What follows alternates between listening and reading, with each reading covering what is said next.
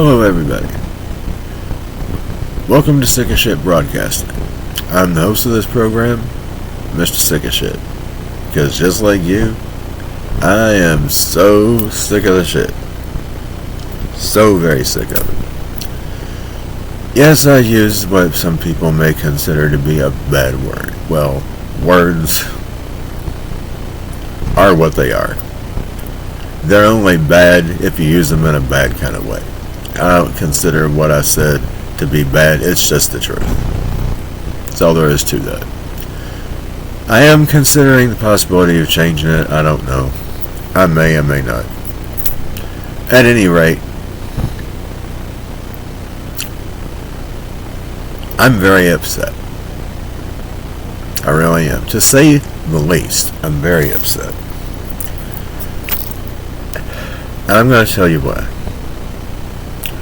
First of all, there is someone, a prominent figure, in the middle of the eastern part of the world, and just from saying that, you may know already who I'm talking about. Can't say his name. But this particular individual is one of two things, maybe both. He is either demon-possessed, the son of Satan himself, possibly both. I mean, why wouldn't the son of Satan be possessed with the spirit of his father? I think he would be. Just makes sense to me. But that particular individual, who is the leader of a very small country,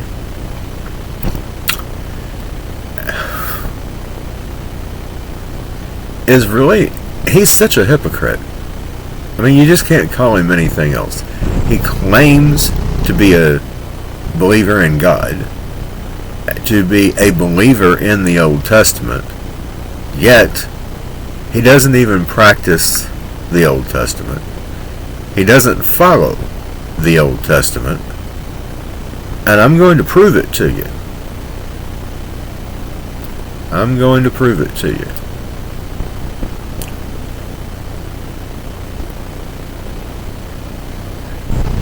Proverbs 6, if you would. If you have a Bible, turn with me, please, to that chapter. We will begin with verse 16,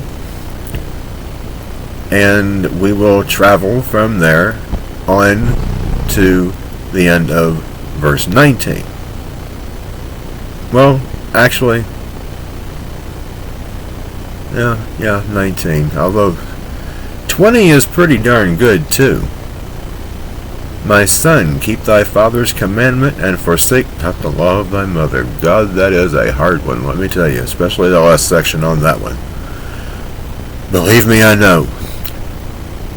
Now let's get to Proverbs 16 through 19. Let's just go with that. Now, there is one particular part of this that I do want to focus on, because I feel that it is of crucial importance. But all of this is very important to understand that every last bit of this person, the leader of a nation, who claims to believe in God and practice the Old Testament, he's not doing that. And I'm going to prove it to you. Proverbs 6:16 through 19. These 6 things doth the Lord hate. Yea, 7 are an abomination unto him. Now, what does abomination really mean? It means offense. In other words, these 7 things are offensive in the eyes of God. A proud look, a lying tongue, and hands that shed innocent blood. Focusing on that for a reason. A heart that devises wicked imaginations. He's doing this. Feet that be swift in running to mischief. Why? Why did it take 6 hours before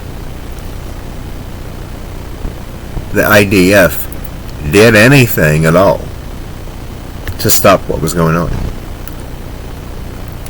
I'm not saying that it wasn't who they're claiming it was, because I really don't know for sure, but I question that it was who they claim that it was.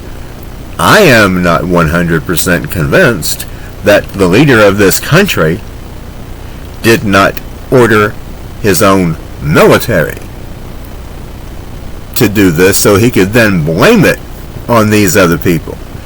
Do I know that for a fact? No. Do I have any evidence? No. But it looks awfully odd that they know when something as small as a cockroach is anywhere near their border, but they didn't know what was going on for all those hours? Oh, please. You believe that? A false witness that speaks lies. Go look yourself. The Israeli news media. See what they have to say about all of this.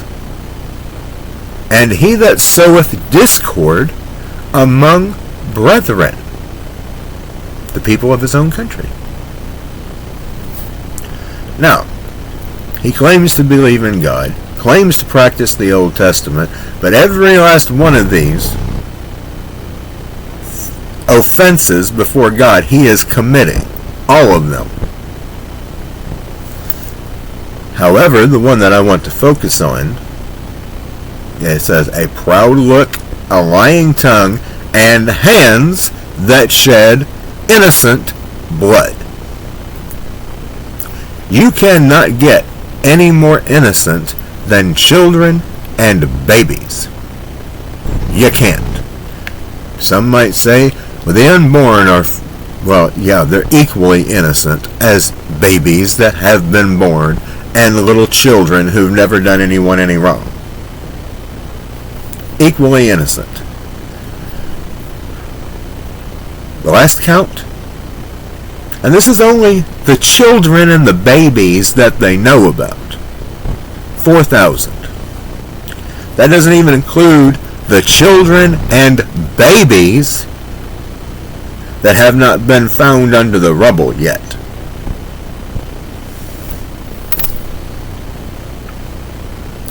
Now, I got news for you. It shouldn't be news, but to a lot of people in this country and throughout the world, it might be. God doesn't condone any of this. As a matter of fact, he said he hates this stuff. It is offensive to him. So anybody who is supporting this creature feature from hell, anyone who gives their approval for what he's doing, you are just as much in danger of judgment from God himself as he is, and his parliament, all of whom claim that these people should be wiped off the face of the earth. And I'm going to say this, it shouldn't matter whether there are Christians living in Palestine or not. It really shouldn't. It shouldn't matter that these people are Muslims. What should matter to everyone is that these people are human beings. Everyone there, Christian and Muslim, is being called a terrorist just because they stay in their home, knowing that they're probably going to get bombed and they may not live to see another minute, much less another day.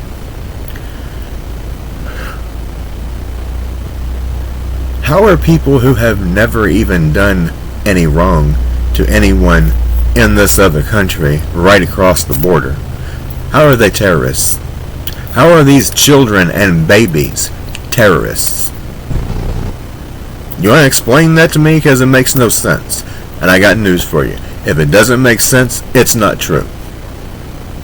Should be pretty obvious. This guy doesn't care about anybody that doesn't believe the way he does. It doesn't matter what belief system you practice. If you're not practicing what he thinks you ought to, you mean nothing to him. That's why he's calling all these 2 million plus people, Christians and Muslims, they're all terrorists to him. They all need to die. Telling them, leave the country or be annihilated.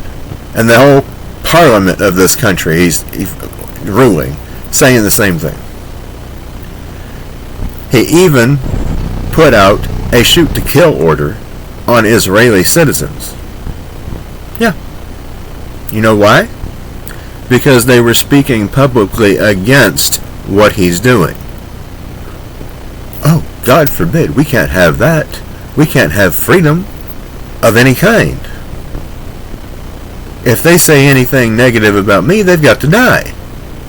Okay, we're talking his own citizens. Who does that sound like to you? From way back in World War II. Do I need to say anything else? Probably not. Would you have supported that one? From back in World War II, all the things that he was doing? Would you have approved of what he was doing? Well, that would have made you just as bad as him. Same thing goes today. If you support and approve of this guy, you're just as bad as he is. You've got just as much blood on your hands as he does, and you will be judged just like him. Now, getting to what God allowed to be done in the Old Testament, when the ruler or the king decided he was not going to obey God anymore, well, what did the rest of the country do? They said, well, hell, if he can do it, so can we. And when the vast majority of the country began to willfully, deliberately, continually disobey God, what did he let happen? Every single time. He allowed them to be taken captive and often enslaved. And sometimes that would last for centuries, 300-400 years.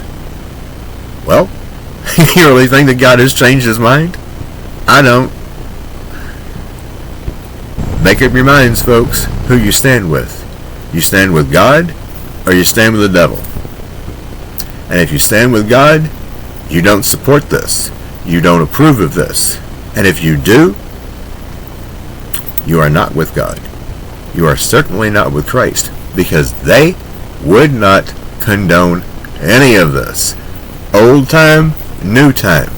They don't condone it at all. So, where do you stand? Because you will be judged if you stand on the wrong side. Till next time, Mr. Sick of Shit, signing out.